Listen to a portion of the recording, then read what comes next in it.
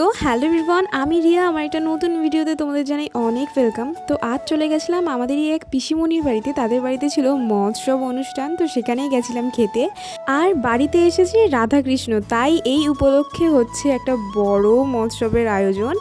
আর এখানে কিন্তু রাধাকৃষ্ণকে খুব মিষ্টি লাগছে, আর এত সুন্দর ঠাকুর দুটো না সামনে থেকে মানে চোখ সরানোই যাচ্ছে না, এত সুন্দর করে সাজিয়েছে।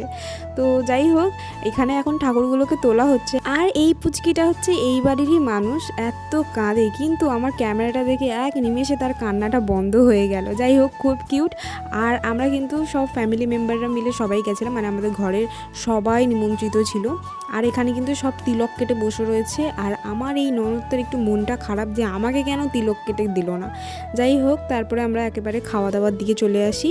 আর সত্যি বলতে আমি কোনো যদি নিমন্ত্রণ বাড়িতে যাই, মানে যারা খেতে দেয় আমি তাদেরকেও বুঝতে পারি না, আর আমাকে যে খেতে দেয় মানে তারাও আমাকে না বুঝতে পারে না যে আমি কী করতে চাই। যাই হোক, এখানে আমি থালাটা ধুচ্ছিলাম, তো ফটাস করে এসে নুনটা দিয়ে চলে গেল। মানে আমি তাকে বলছি, মানে সে না বুঝতে পারছে না আমার বাংলা কথাটা, মানে আমি কি করব বুঝতে পারিনি। তো যাই হোক, নুন আর থালার জলটা একেবারে ফেলে দিলাম। তারপরে কিন্তু দিয়ে গেল একটা চিড়ে প্রসাদ, তারপর ছিল পোলাও, স্যালাড, আর ছিল চিলি সয়াবিন, তারপর দিয়েছিল আলু ভাজা। ব্যাস, এখানেই আমার খাওয়া দাওয়া শেষ। কারণ আমি কোনো অনুষ্ঠান বাড়িতে গিয়ে খেতেই পারি না, তাই আর আমি নিইও না।